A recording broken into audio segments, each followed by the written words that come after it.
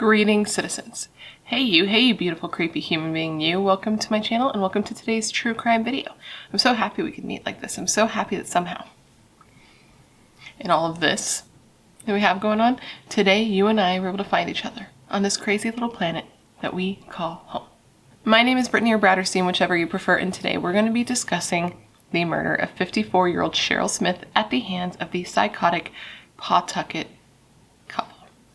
But before we get started, if you have not yet had the pleasure, please make sure to join the Brat Pack by subscribing and ringing that bell. I put out a new video every single week, and I would love to hang out with you. Yes, you, specifically you, but I can only do that if you join the Brat Pack and become one of us.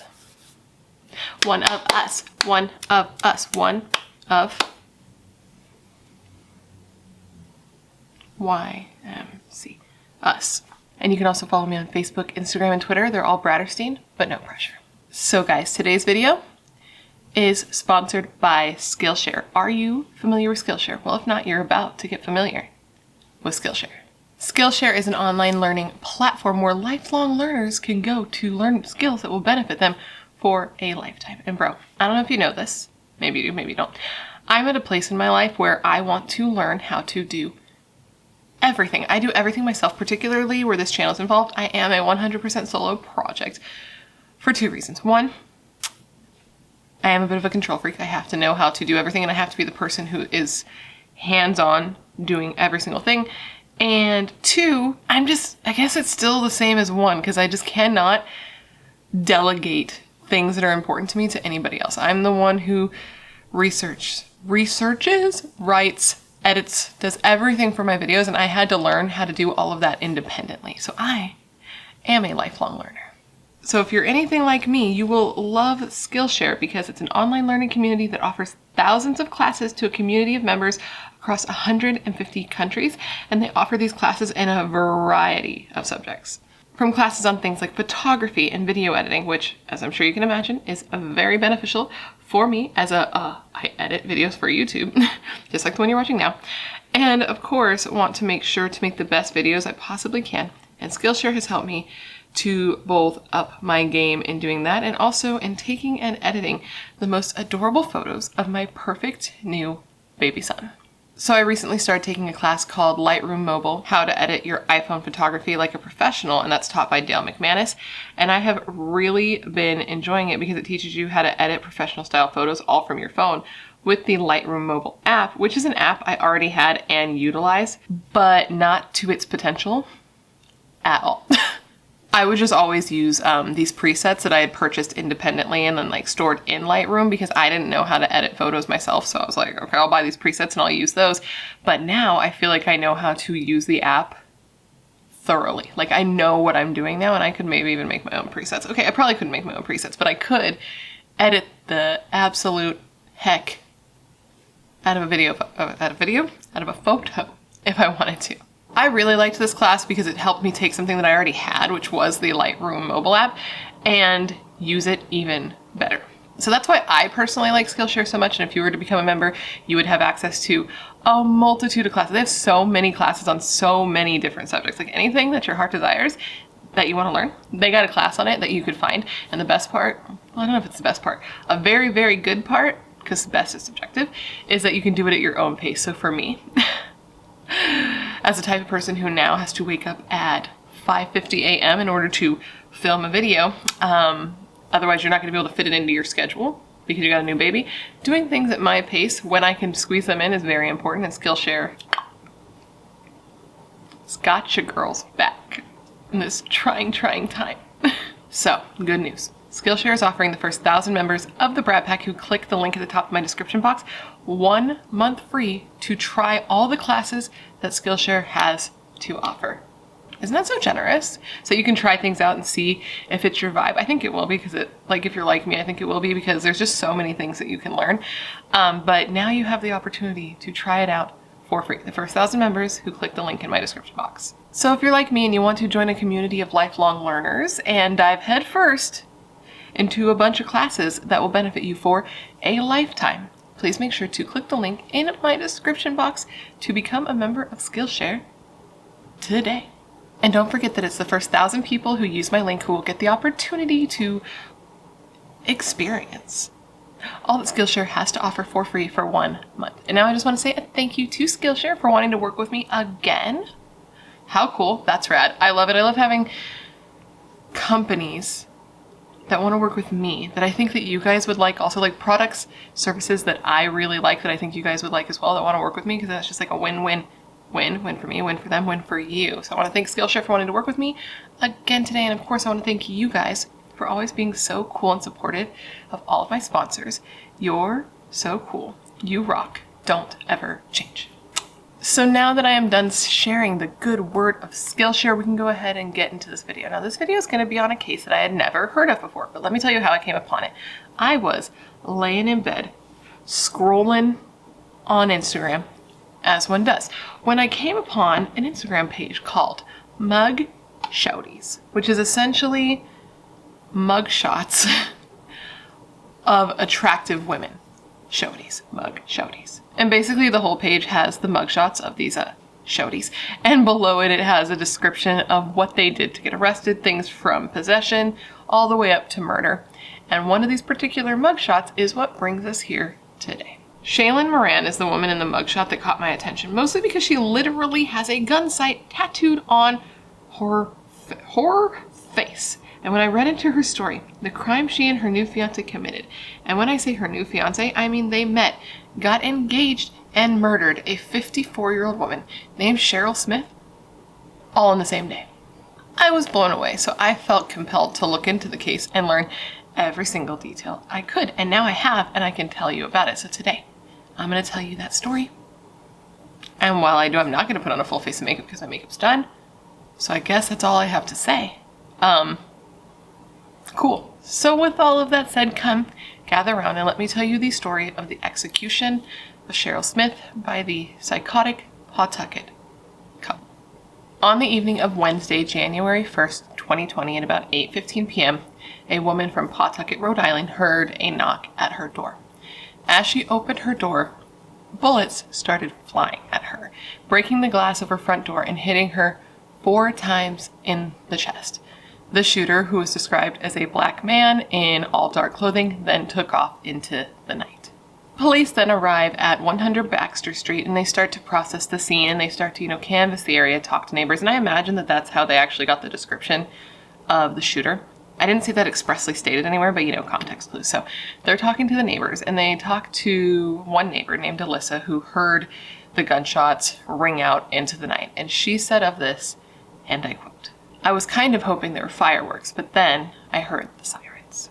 For a little insight to how the area was, another woman who was interviewed who said she had lived in the neighborhood for 30 years said that it was normally a safe and quiet area. It was about a block away from like a busy main street, and where this home was located, it was mostly just like cottages and apartments. Like it was a pretty tucked away little safe area. And she said that when she heard the gunshots, she assumed that it was just like residual trickle left over from the New Year celebrations the night before. Because remember, this was on January 1st, so it was New Year's. And she, like Alyssa before, assumed that the gunshots were fireworks. An 84-year-old man named Charles was spoken to who lived in the area. He said he had lived in this area. Again, like everyone seemed to have lived there for a long time because he too had lived there for close to 30 years. And he says that he was in his basement apartment watching TV when he initially heard a loud boom. And he thought that somebody had gotten into a car crash up on the street.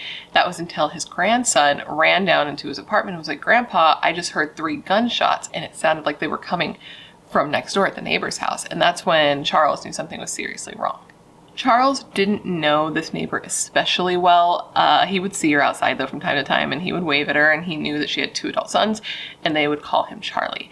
And this neighbor was 54-year-old Cheryl Smith, who had just died in a Rhode Island hospital as a result of her injuries.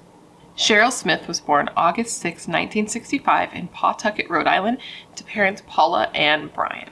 Cheryl loved music and traveling the world with her brother, and most of all, she loved her 2 sons, who were named James and Leonard, who went by Stephen. And she was buried alongside her grandmother and her grandfather, who she called Nana and Pa.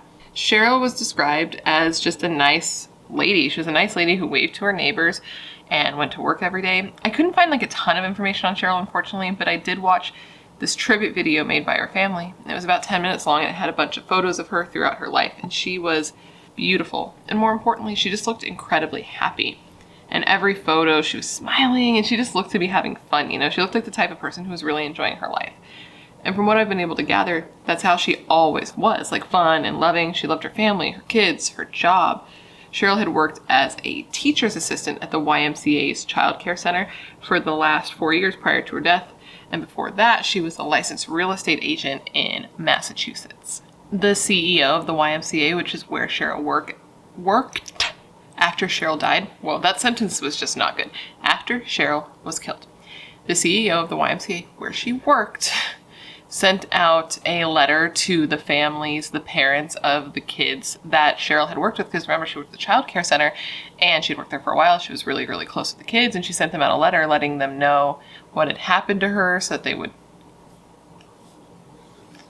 know what had happened to her, and basically said that she was losing her was a great loss, not just to them, but to the community as a whole. Cheryl had worked with and helped hundreds of kids during her time at the YMCA, and the CEO even said in a statement that he understood that this was going to be a hard time for not only the kids, but the parents to go through. Not just because they lost Cheryl, but to murder. That's an incredibly heavy thing to be so closely connected to. I can say from experience. It's weird to have somebody, murdered. It is, though. It's like, especially if it's somebody that you're close to, but not especially close to, because you don't really know how to process your feelings, how you should feel, how strongly you should feel, if your feelings are appropriate. And these are kids. This is like a lot for young children to deal with. I'm hoping that they were so young that they didn't really understand, because I think that that's better than being in a formative age where you're learning of mortality. You know what I mean? Like the first time that happens, it's not tight. But the YMCA even went as far as offering grief counselors to parents and children, anyone who needed a little help in the wake of Cheryl's murder. The Heritage Park YMCA gave the following statement after Cheryl was killed. They said, and I quote, "Everyone at the Heritage Park YMCA and the YMCA of Pawtucket expresses our tremendous sorrow for the senseless tragedy. Mrs. Smith was a beloved member of our community and our childcare team and reached hundreds of children during her tenure with us. Our immediate concern is for Mrs. Smith's family during this incredibly difficult time. We are offering our full resources to them and the staff, volunteers, and members of the Heritage Park Y. The safety, security, and well-being of everyone who enters our doors remains our greatest priority. As we continue to process this devastating news, we remain vigilant in our dedication to serving as a pillar for the entire Pawtucket community." Now, after Cheryl was killed, police were pretty quickly on the trail of the people responsible for her murder. And it didn't expressly say who gave them the information or how they got the information so quickly, but I believe, from what I read, context clues, it was from interviewing Cheryl's 21-year-old son, Leonard Trofield III, who was home with Cheryl at the time of the murder. Now, Leonard let police know that he was having trouble with a recent ex-girlfriend who he says went crazy, was a crazy, crazy lady, as men like to say women are, but I mean, in this situation. And that she had kind of snapped on him and had been threatening him recently, sending him a lot of threatening texts, one of which said straight up that she would kill him. This ex-girlfriend was 18-year-old Shaylyn Moran, and she was one of 2 people who would be arrested in connection with the murder of Cheryl Smith. Now, if you do know about this case immediately, you might be like, oh, let's talk about Leonard saying that Shaylyn's crazy. Let's talk about that. We're going to talk about their relationship a little bit later. Like, I want to get more into the story, but we're going to get into that when we start talking motive. But just, it did seem like maybe Leonard wasn't really like a daisy. You're a daisy if you do. No.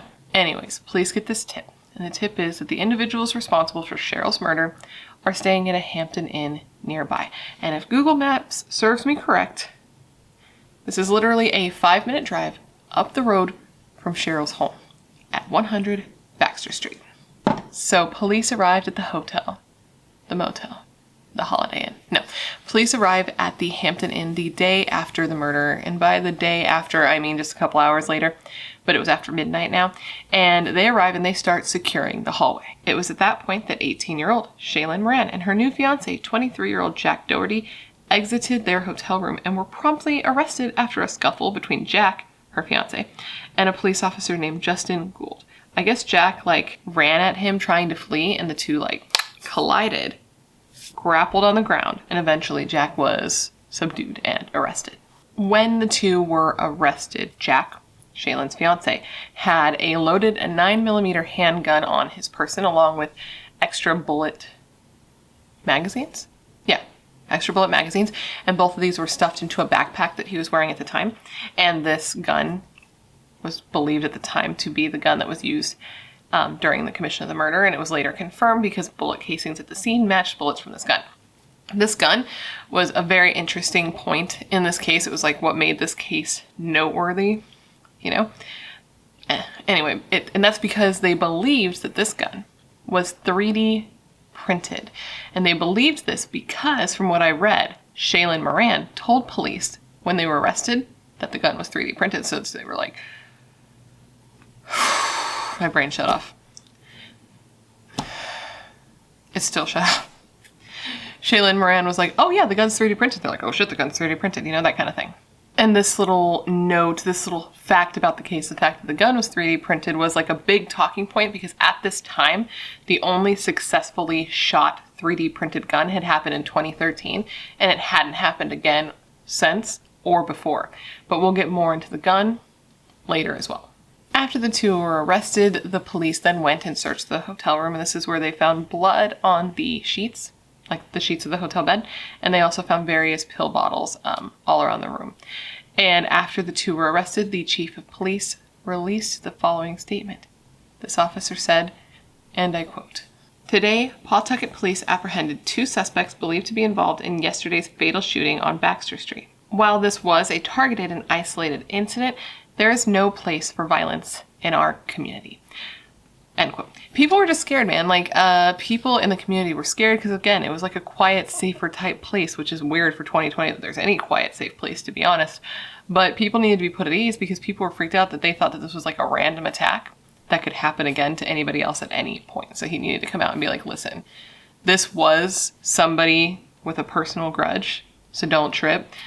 But also, we're taking it very seriously, is the vibe I got from that quote. The vibe I got from that quote. It's very early. One of Cheryl's neighbors, this was a woman named Aaliyah, said that the shooting really freaked her out. She said specifically of this fear, and I quote, "I'm so worried. I'm so scared now. We never really thought something like this would happen here. So now it just makes us think about everyone else's safety." 23-year-old Jack Doherty of Albany, New York, and 18-year-old Shaylyn Moran of Pawtucket, Rhode Island, were arrested and each charged with murder, discharging a firearm, and committing a crime of violence, felony conspiracy, and carrying a pistol without a license or permit, with Jack getting additional charges related to the resisting arrest and the grappling with Officer Justin Gould, whose name comes up a lot in this, actually. You'll see. I'm going to be like, Justin Gould. You're going to be like, okay, enough about Justin Gould. Maybe you won't. Maybe you wouldn't have noticed it if I hadn't said it. But now I have, so now you will. Now, why did this happen? That's the question, right? Because it seems so fucking random. Well, we found a lot of information out about the why from 2 main sources. One, speaking to Cheryl Smith's son, Leonard Trofield III, because he had recently dated Shaylyn. And 2, the court authorizing searches on the couple's cell phones and social media accounts. So the police ended up confiscating 3 phones. Well, more than 3 phones, but 3 of the phones alone belonged to Jack. Apparently Jack had hella cell phones for some reason. And they also searched the couple's Facebook, Snapchat, all that jazz. And that's where they learned a ton of information because Big Brother's watching and storing all your shit. And these kids, and she's 18, that's pretty young. That's not like a kid, but it's kind of a kid. I feel like people are younger longer right now, if that makes sense. Maybe it's something about the economy. I don't know how to explain it. But they learned a ton by looking through their social media.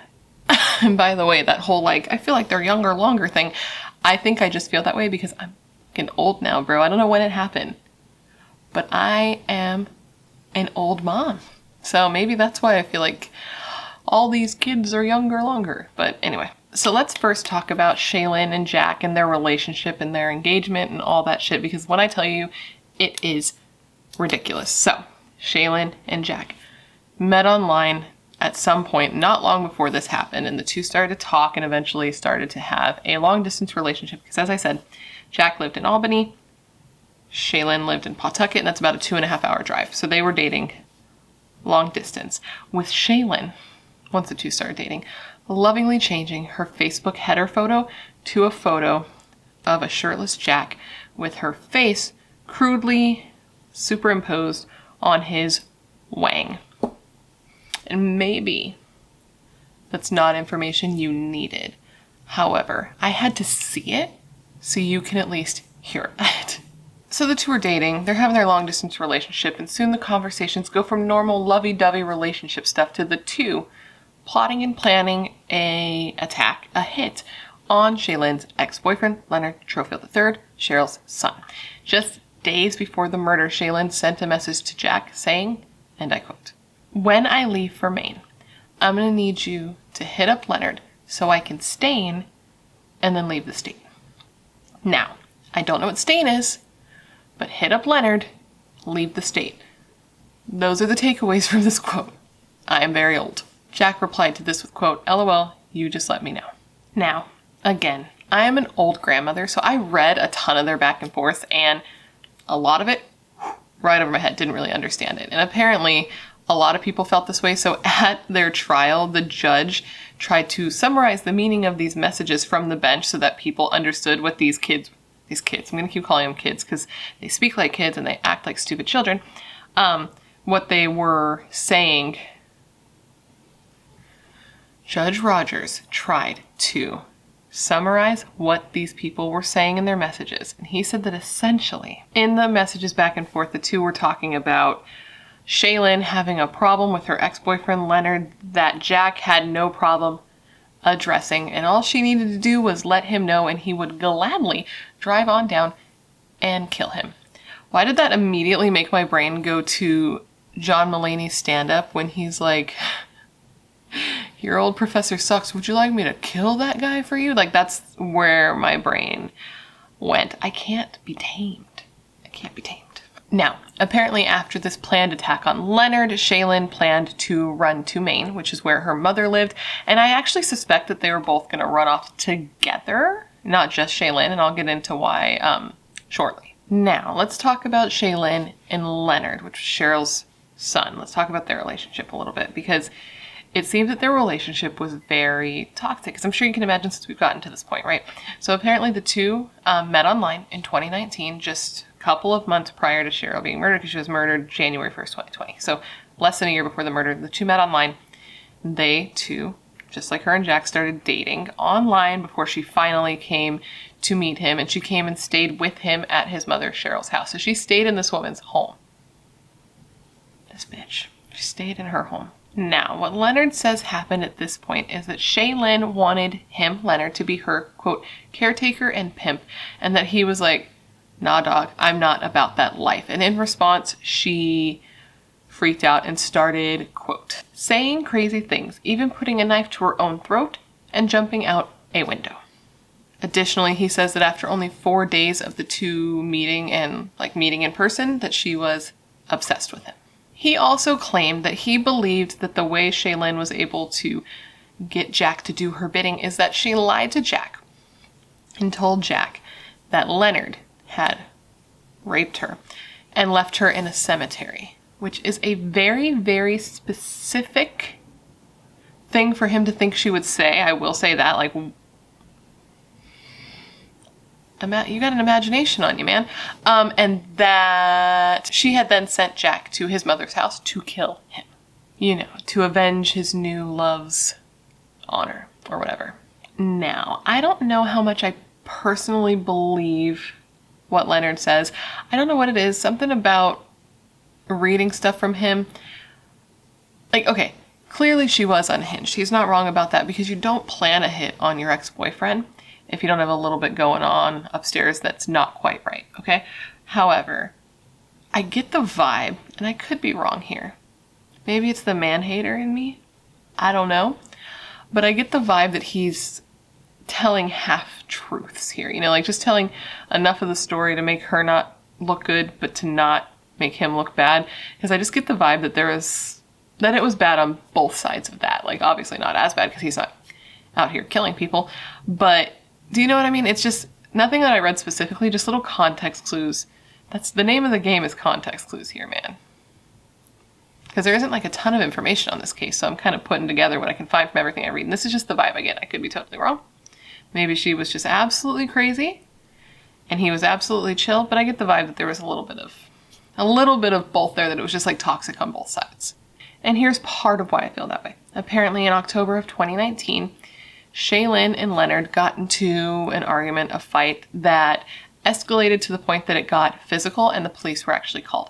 And when the police were called and they arrived there, they determined that it was Leonard, not Shaylyn, who was the primary aggressor, and he was charged with assault, battery, disorderly conduct, and a protection order was put in place against Leonard to protect Shaylyn. So it seems to me there's some volatility. Volatility, is that a word? Is that a word? There was some toxicity on both sides. Toxicity? What is... Shit was toxic on both sides. This is what I'm saying. And according to Judge Rogers, the judge, even though a protection order was put into place, Leonard and Shaylyn continued their toxic relationship, and he even was quoted calling it toxic, so it's not just coming from me. They continued their relationship despite the protection order, so there's that. And it's worth mentioning that on January 16th, 2020, all the charges against him were dropped and the protection order was dropped, but this was after Shaylyn was arrested for muck duck, so do with that what you will. He straight up said that he, quote, has had nothing but crazy girlfriends for the last 4 years, and he said this in like an interview where he was then showing the person a scar on his neck where he says like a crazy ex-girlfriend had stabbed him. A neck that was freshly adorned with a tattoo of his mom's name. And I don't know, it's just like one of those things where I'm not always of the mindset that you attract what you put out into the world, because I do believe that sometimes just up shit happens to people. I really do think that. But something about what I've read makes me feel like this guy attracts crazy for a reason.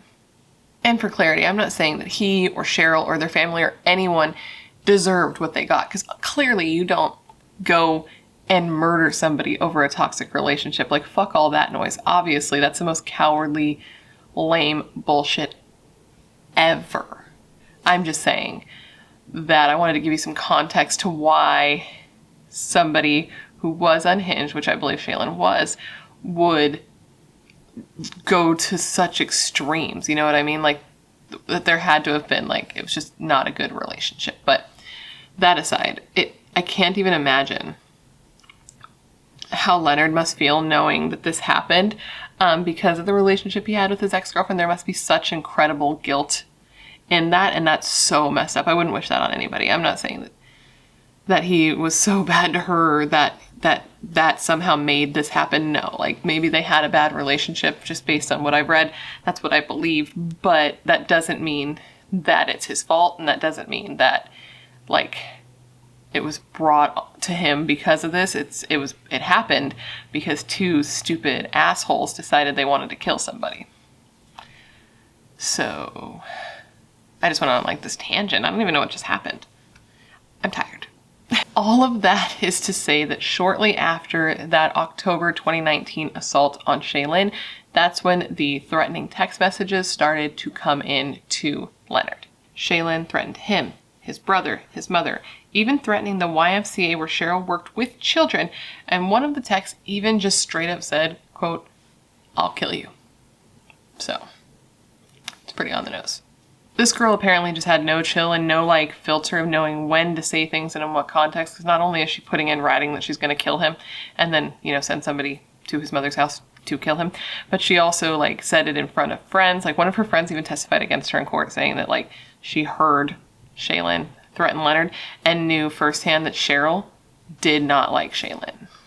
Anyways, back to Shaylyn and Jack now, the new couple, the newly engaged couple. So, these two were dating long distance, and they finally had the opportunity to meet in person. And they met, wait for it, the day before the murder. So they had never met in person before. And the day that they meet each other, within 24 hours, they murder somebody together. It's just so ridiculous. So December 30th, 2019. So not even a full fucking day, man. So December 30th, 2019. It makes me so mad. Jack travels from Albany, New York to Rhode Island to finally meet the love of his life, Shaylyn. And he brings two very important things with him. A 9mm handgun and an engagement ring. And I just truly wonder which of those two things Shaylyn was more excited about, because clearly, you know, she was talking about how much she loved him. She was so stoked to see him, blah, blah, blah, blah. But she was also pretty stoked on the gun, because, like, Jack had a shit ton of photos of him on Facebook holding various weapons, and he had a photo with what police believe was the same gun. And Shaylyn had commented under this photo, like commented on this photo saying, like, oh my God, please let me hold it when you get here. So she was clearly pretty stoked on the gun as well. So he travels to Rhode Island, and as he's pulling up to Shaylyn's residence, wherever she is at the time, he sends her a message lovingly saying that he was, quote, pulling up with a cannon.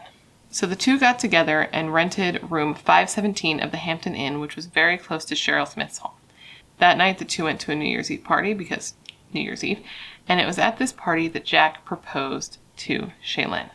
The two then left the party. They went back to their hotel room, and it was while they were there that they started solidifying their plans to attack Leonard, to go to Cheryl's home where Leonard was staying at the time, to knock on the door, and to shoot whoever it was that answered the door. Police believed that they were assuming it would be Leonard answering the door. So Jack then calls a Lyft, like the rideshare service, like Uber, but Lyft. I don't know why I felt the need to explain that. He calls a Lyft, and he gets in, and he travels down to Webster Street, which is just around the corner from Cheryl's home. Jack then hung out around outside, slinking around the yard, just kind of watching the house, waiting for the right moment, waiting to see. I don't know what he was waiting for. Probably just getting the nerve to do what he was going to do. I don't know him. That could be totally wrong, but he waits and then eventually decides that he's going to go to the door. He knocks on the door, and an unsuspecting Cheryl is the one who opens the door, and he then just starts shooting, and he shoots her 4 times in the chest before running off into the night and hiding out at a nearby pharmacy like a little baby back bitch, truly. Jack then called a Lyft again to pick him up at the pharmacy, and on the way back to the hotel, he sent her a Snapchat message that said, quote, now this is for life. And she quickly responded saying, I'm yours forever and you mine, with heart emojis. Meanwhile, a friend who was actually at Cheryl's home with her at the time that she was attacked was calling 911, reporting that Cheryl had been shot. And in case you're wondering, you probably weren't, but in case you were wondering, Lyft did end up releasing a statement about this. They did not like being associated with this murder, clearly. And they released a statement to Eyewitness News saying, and I quote, the safety of our community is fundamental to Lyft. We have permanently removed these individuals from the Lyft community and stand ready to assist law enforcement.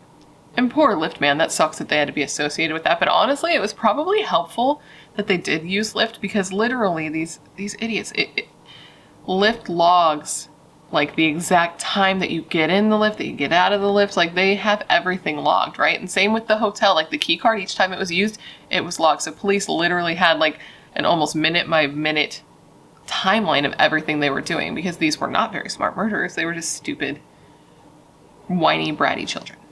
As soon as Jack got back to the hotel room, Shaylyn started to try to create an alibi for herself. She called her grandma and just had like a really casual conversation with her, letting her grandma know that she was in Cranston, which is about 15 minutes away from where she actually was, and that Jack was off hanging out with friends somewhere else.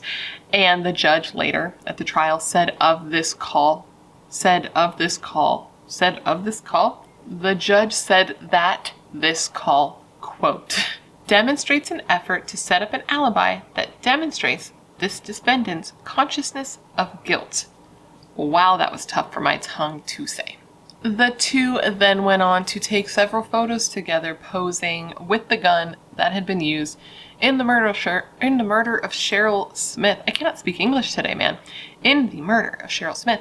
And one of the, to show that these photos were taken like that night and weren't something that had been saved in the phone and then like posted later, you know, how people do. One partygoer who had been at the New Year's Eve party that Jack and Shaylyn had gone to said that after the party they went on Snapchat and they saw him, and this is like the clothes that they were wearing. And also Officer Justin Gould. Remember I told you about Officer Justin Gould, the one who was grappling with Jack on the floor and then arrested him? Well, he said that it was determined that the carpeting in the hotel room matched the carpeting in the photos that they had been posting after the murder. So it was taken the same day, is the point. Jack and Shaylyn also took a photo announcing their engagement just moments after murdering a helpless woman. The two were laying in bed, all snuggled up. Shaylyn holding her hand out, showing off her new fucking engagement ring. And Jack posted this photo with the caption, quote, "We some fighters and some shooters." And this photo was posted while detectives were still at the scene processing the murder scene of Cheryl Smith. And police were already on to Shaylyn and Jack at this point, probably because of Leonard. So they're already watching their social media, and they saw this post go up in real time. It's ridiculous. And in another post Jack posted, he just simply put, "She said yes." Apparently he was very excited about the engagement. Also excited about murder. I don't get it. I don't understand people, man. I will never understand people like this. And in another post, I feel like there's so much from social media in this case. In another post, after murdering this woman, posting about his engagement, showing how excited he is about that, something to show that he was excited about the murder as well. This post was deleted, but it was seen or recovered for the case. And he said, quote, "Hell nah, I went beast mode last night. #bloody." What an asshole. So the two are arrested, and now police are looking into this gun. And this is like a serious thing for them because remember, Shaylyn says that this gun was 3D printed. And we already have a little problem in this country with really shitty people getting a hold of guns, period. But now if people can just straight up print them 3D style, that is a whole another fucking problem. Another can of worms that we just don't need to be dealing with. So lawmakers were like, listen, we're going to be passing legislation, a motherfucking SAP, to outlaw this from being able to happen. Now, this gun was looked into further, and it was determined that it was likely not 3D printed. The reports don't have a definitive answer, but the gun was sent to a lab, and the police released a statement that the gun's lab's examination of the weapon, quote, "did not reveal whether the firearm was a 3D gun or not." But the lab was like, we certainly know if the gun was made on a 3D printer. Maybe the language we used in our report back to police was unclear and they got confused.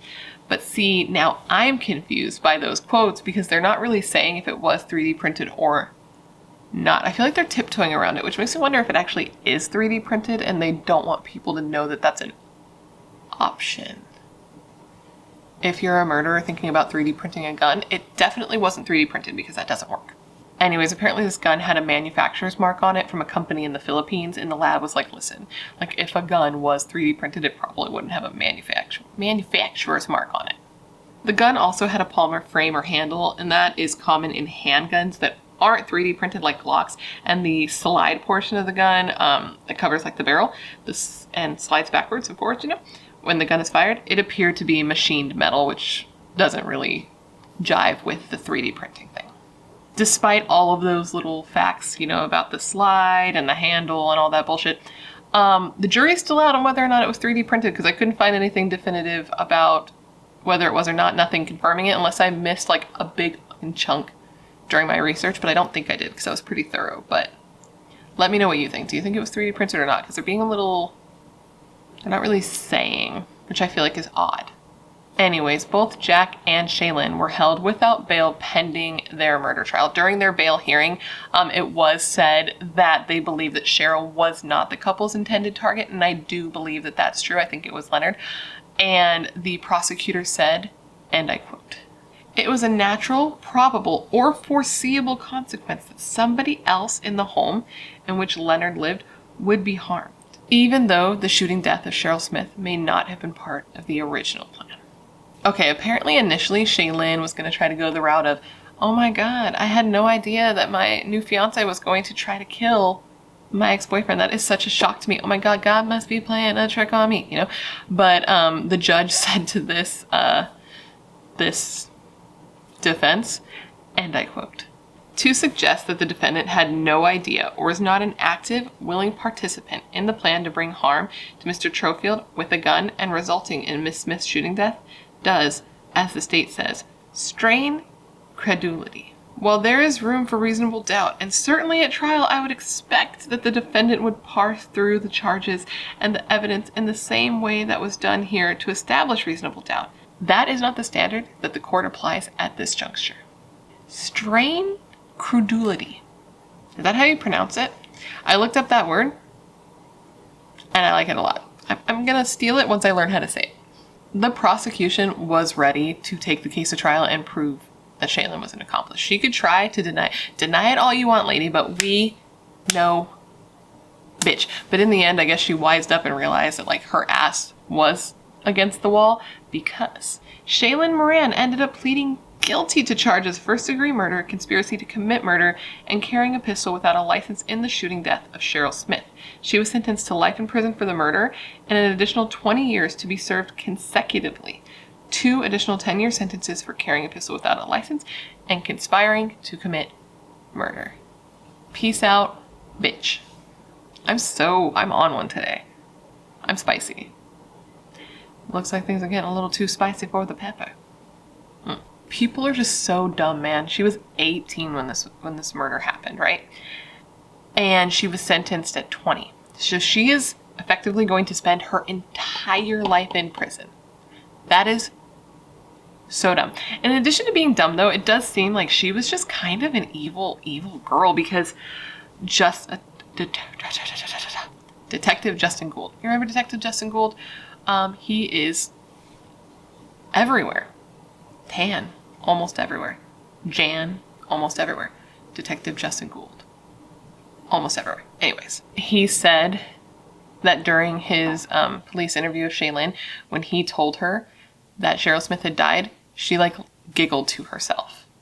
And it's just so crazy because like, you really couldn't tell by looking at her that she was such an asshole.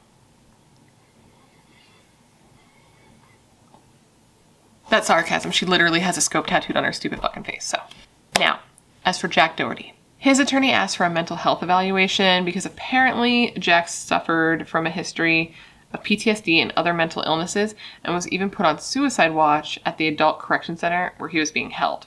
Cheryl's cousin said that he felt angry and that his wife felt nauseous just seeing Jack in court. And when he learned that Jack was trying to have his like mental competency challenged, he said of this, and I quote, "I think it's pretty obvious he did the crime and that he was competent enough to pull it off and brag about it on social media. I think he had the competence to travel from New York to be here, and he had the competence necessary to do what he wanted to do." Which, yeah. Her cousin continued. "Seeing them in person was difficult. Cheryl was loved. She's going to be missed, and I think the state and community is going to have to make sure that those who took her from us are going to pay the price. Cheryl's family will be part of the process going forward to make sure she gets the justice she deserves." And as for Jack Doherty, that's like where it stands right now. I haven't seen any updates since his competency hearing. I know that sometimes these things can take time. So if by the time I upload this, because this is going to go up a little bit later, like I'm filming this on June 15th, but I think it's going up in July. So if there's any update at the time I upload this, I'll put it in a pinned comment or something, because right now that's where we're at. And it's just really sad, man, like, because it just seems so pointless. And according to Leonard, like, it could have been avoided because Leonard, Cheryl's son, said that Cheryl did report the threats to the police and that nothing was done. And he just said there's a lot of negligence on the police's part in this case.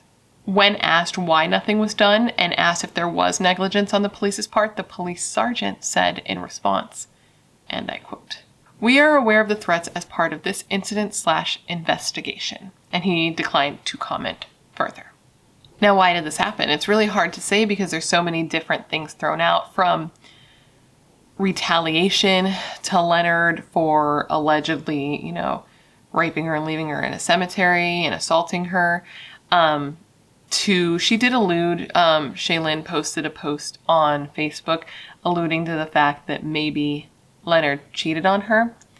The quote is so mind-numbing. I don't even want to read it. But and I quote is sort of my thing. Okay, I'll try to get through it. I'm going to have to actually read this because I can't memorize something like this. She said, and I quote, "Once somebody cheat on me, bruh, I can't. Like, cannot. I get too disgusted. Bitch, I was posed to be ya everything." Yep. So for me, the why seems to be a love-hate thing. The clear hate that Shaylyn had towards Leonard and the love that Jack had for Shaylyn.